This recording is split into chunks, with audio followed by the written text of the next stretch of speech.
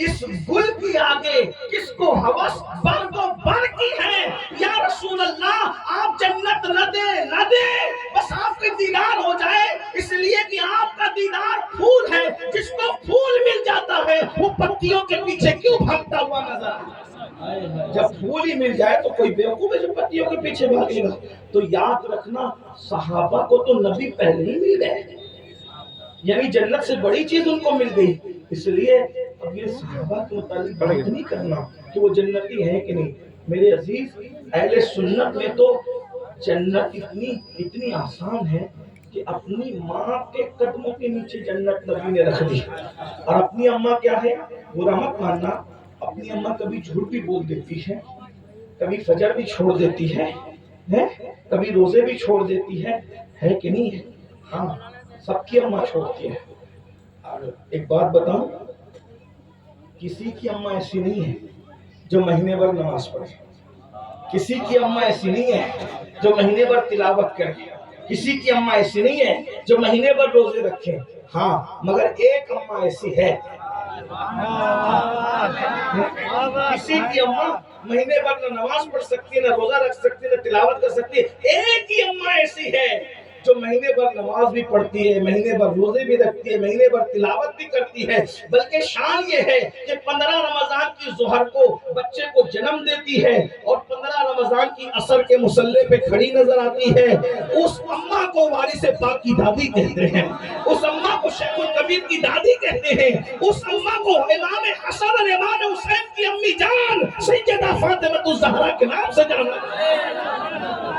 باقی اور کسی کی ماں ایسی نہیں ہے کہ جو مہینہ بھر نماز پڑھے نہ مہینہ بھر، لیکن پھر بھی اس ماں کے قدموں کے نیچے نبی نے کیا کر دیا؟ جنت رکھ دیا۔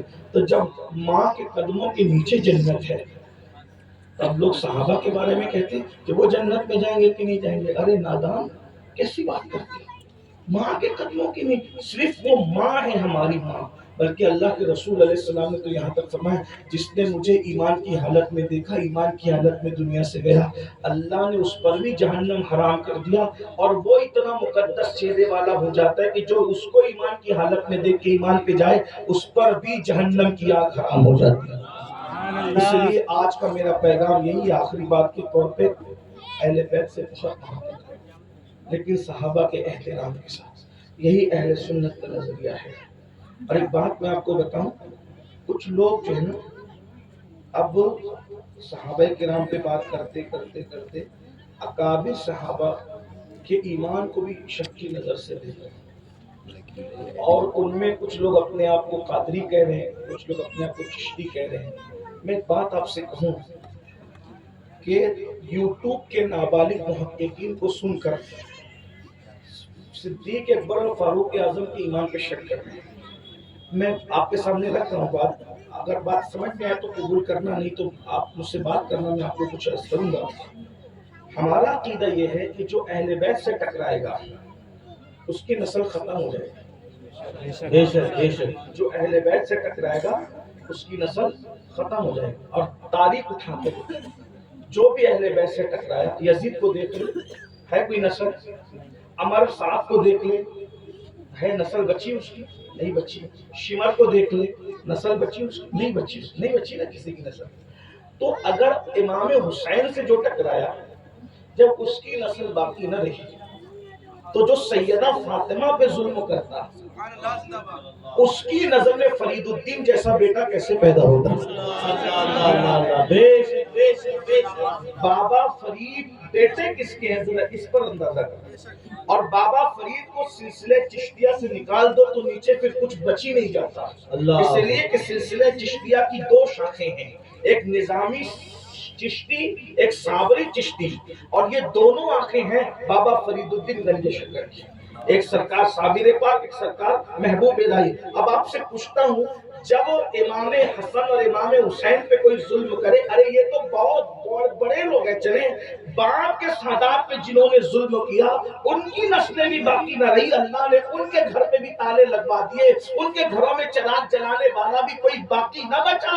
اگر کوئی سیدہ فاطمہ الزہرا پہ ظلم کرتا، ان کا دروازہ توڑتا، معاذ اللہ ان کے بچے کو ان کے شکم میں شہید کرتا، تو اس نسل کے اندر فرید الدین گنج شکر جیسا ولی کیسے پیدا ہو سکتا تھا؟ خواجہ نصیر الدین چراغ دہلوی جیسا بیٹا کیسے پیدا ہو سکتا تھا؟ سلسلہ چشتیہ کے یہ دو عظیم بزرگ خواجہ نصیر چراغ دہلی اور سرکار بابا فرید الدین گنج شکر، جس کی اولاد ہے اسے عمر ابن خطاب کہتے ہیں، اور عمر ابن خطاب وہ ہیں لوگ بولتے ہیں مگر سمجھتے نہیں۔ ارے نادان، جب فلسطین گئے عمر ابن خطاب رضی اللہ تعالیٰ عنہ تو کیا کیا؟ غلام سے کہا آدھی دور تو بیٹھے گا، آدھی دور میں بیٹھوں گا، آدھی دور تو بیٹھے گا، آدھی دور میں بیٹھوں گا۔ بتاؤ یہ لوگ بیان کرتے کہ نہیں کرتے؟ حتیٰ کہ گاندھی جیسے شخص نے بھی اس کو بیان کیا ہے کہ فاروق اعظم ایسے بڑے سیاستدان تھے، ان کی تربیت ایسی کی گئی تھی کہ انہوں نے اپنے غلام کی حق تلفی نہیں کی۔ حتیٰ کہ کیا ہوا، جب فلسطین قریب آنے لگا تو غلام کی باری تھی۔ غلام نے کہا حضرت پورا رستہ بھر تو آپ اور ہم تھے، وہاں تو پبلک ہوگی، آپ بیٹھ جائیں۔ کہا پبلک کی خاطر میں تیرا حق تلف نہیں کر سکتا، اللہ کو قیامت میں کیا جواب دوں گا۔ یہ واقعہ سب نے سنا، میں نے کوئی بات نہیں کی، سب کو پتا ہے۔ لیکن جو نئی بات یہاں کرنا ہے وہ یہ ہے کہ عمر ابن خطاب وہ ہستی ہے جو اپنے خود کے غلام کا حق تلف نہیں کرتا۔ عمر ابن خطاب وہ ہستی ہے جو اپنے خود کے غلام کی حق تلفی نہیں کرتا، تو وہ جس کا غلام ہوگا اس نبی کی بیٹی کی حق تلفی کیسے کر سکتا ہے؟ حضرت فاروق اعظم جو اپنے غلاموں کا اتنا خیال کرے، وہ جہاں کے غلام ہوں گے اس آقا زادی کا کتنا اور کتنا خیال تھا۔ سنو، فاروق اعظم سیدہ کے در پہ جاتے، یہ بھی سن لو۔ آج کچھ لوگ یہ کہتے ہیں یہ تو اہل بیت کی محبت، چند لوگ اٹھ کر کے زبردستی غلو کر لیں اور یہ کر لیں وہ کر لیں۔ میں نے کہا اہل بیت سے جتنی محبت صحابہ نے کی ہے کوئی نہیں کر سکتا۔ سیدنا فاروق اعظم سیدہ فاطمہ الزہرا کے در پہ جاتے ہیں اور جا کر کہتے ہیں سیدہ کائنات، فاروق اعظم کہہ رہے ہیں سیدہ سب سے زیادہ میں نے کسی سے محبت کی ہے تو تمہارے بابا سے کی ہے، اور تمہارے بابا کے بعد سب سے زیادہ اگر میں کسی سے محبت کرتا ہوں تو تم سے محبت کرتا ہوں۔ کون کہہ رہے ہیں؟ فاروق اعظم کہہ رہے ہیں۔ سیدنا فاروق اعظم فرما رہے ہیں، اور اللہ اکبر، صدیق اکبر کا قول تو بخاری میں موجود ہے، ارقبوا محمدن فی اہل بیتی، ارقبوا محمدن فی اہل بیتی، کہ اگر محمد کا قرب چاہتے ہو تو ان کی اہل بیت میں تلاش کرو۔ اللہ، یعنی حضور کی قربت اگر چاہیے تو اہل بیت کے قریب ہو جاؤ، تب تمہیں حضور کا قرب نصیب ہوگا۔ یہ کون کہہ رہا ہے؟ سیدنا افضل البشر بعد الانبیاء صدیق اکبر رضی اللہ تعالیٰ فرمائے۔ اور یہ بات ایک اور بتا دوں آپ کو، یہ صدیق اکبر کون ہے؟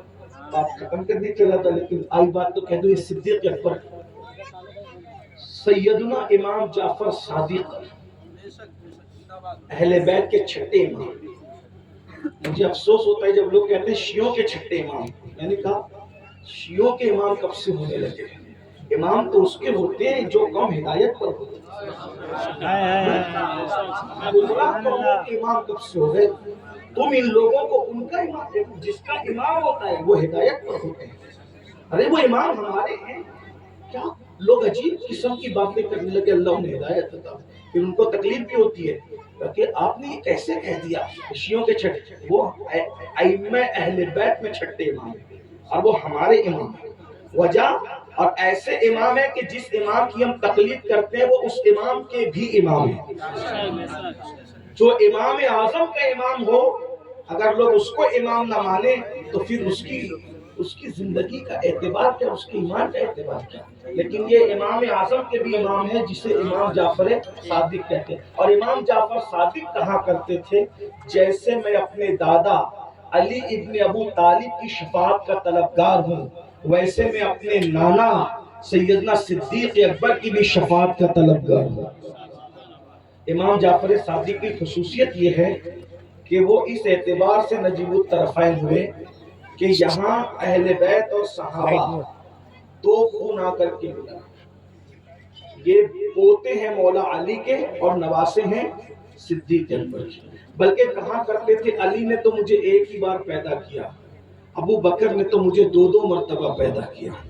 ये बात थोड़ी मुश्किल होती है सुन्नियों पे, लेकिन मैं आपको थोड़ा समझाने की कोशिश करता हूँ। ये कैसे नवासे हुए सिद्दीक अकबर के, और दो मरतबा सिद्दीक अकबर से पैदा कैसे हुए, और मौला अली से एक बार कैसे पैदा हुए। तो सुनिए, मौला अली के बेटे हैं इमाम हुसैन, उनके बेटे हैं इमाम ज़ैनुल आबिदीन, उनके बेटे इमाम मोहम्मद बाक़िर, उनके बेटे इमाम जाफर सादिक। तो ये हो गए पोते।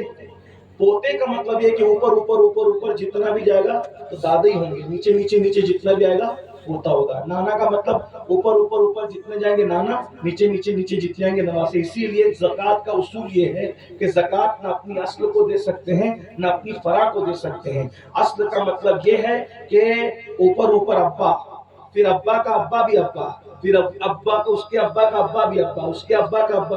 अगर बिल फर्ज मुहाल कह रहा हूँ 36वीं पीढ़ी का कोई अब्बा भी बचा होगा तो उसको भी ज़कात नहीं दे सकते, क्योंकि वो भी अब्बा के हुक्म में है। बात समझ आती है। और फरा का मतलब ये बेटा बेटा बेटा बेटा बेटा। अगर ऐसा हो जाए कि 36 पीढ़ी के बाद वाला पोता भी मिले तो उसको भी ज़कात नहीं दे। हालांकि ऐसा होगा नहीं, लेकिन समझाने के लिए, क्योंकि ऊपर ऊपर ऊपर सब बाप, नीचे नीचे नीचे सब बेटे। बात समझ में आती है। अब सुनिए, पोता तो आपको समझ में आ गया, अब नवासा कैसे उसको समझें। थोड़ा दाएं बाएं वाले लोगों की भी इस्लाह होनी चाहिए ना। हाँ, जब ईरान की जंग हुई तो ईरान की जंग के मौके पर शाह ईरान की 3 बेटियां थी, और वो तीनों बेटियां कई कनीजों के साथ कैद होकर के आई। ठीक है, तो वो तीनों बेटियां जब कनीजों के साथ कैद होकर के आई तो मस्जिद नबवी में उनको बिठाया गया।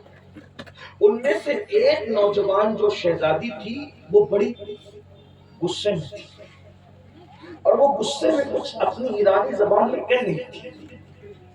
तो फारूक आजम ने कहा, ये लड़की पे कोई खौफ और दहशत का असर नहीं है, बड़ी बहादुर लड़की कहती क्या है। तो जो सहाबी ईरानी जबान जानते थे उन्होंने कहा कि अमीरुल मोमिनीन, ये अपने बाप दादाओं को पूछती है कि नामर्दों में जब ताकत नहीं थी तो इन्होंने झगड़ा क्यों किया मुसलमानों से, हमें छोड़ करके भाग के, हमने घर छोड़ के कभी आंगन नहीं देखा, हमें कनीज बना दिया। तो अच्छा, इसका नाम क्या है? तो इसको शहरबानू कहते हैं। फारूक आजम ने फरमाया कि इन तीनों शहजादियों को बेच दिया जाए, और बेच करके बड़ी रकम आएगी तो बैतुल माल में। मौला अली मौजूद थे, कहा अमीरुल मोमिनीन ऐसा नहीं होगा। अल्लाह के रसूल अलैहि सलाम ने फरमाया कि जो दुनियावी एतबार से इज्जतदार हैं उनको मजहब इस्लाम भी इज्जत देगा, उसको जलील नहीं होने देगा। तो चूंकि ये बादशाह के घर की बेटियां हैं, इसलिए इनको हम जलील करके बेचेंगे नहीं, बल्कि हम इनकी इज्जत बढ़ाएंगे, हम इनकी इज्जत बढ़ाएंगे। तो कहा वो कैसे? कहा आप ये तीनों बेटियां मुझे दे दें, शाह ईरान की तीनों बेटियां मुझे दे दें। तो आप क्या करेंगे? कहा मैं इनको आजाद करता हूं, और चूंकि बादशाह की बेटियां थी तो मैं इनको बड़े घराने की बहू बनाऊंगा। कहा मसलन, कहा एक बहू बनेगी अबू बकर सिद्दीक की, एक बहू बनेगी उमर इब्न खत्ताब की, और एक बहू बनेगी मोहम्मदुर रसूलुल्लाह की। यानी तीनों बहनें बड़े घराने में ब्याही जाएगी। तो कहा उमर के घर में जो बहू बन के जाएगी तो किसके साथ निकाह होगा? तो कहा अब्दुल्ला इब्न उमर के साथ निकाह होगा। और एक का निकाह होगा किसके साथ? कहा मोहम्मद इब्न अबू बकर के साथ निकाह होगा। और एक का निकाह होगा किसके साथ? कहा हुसैन इब्न अली के साथ।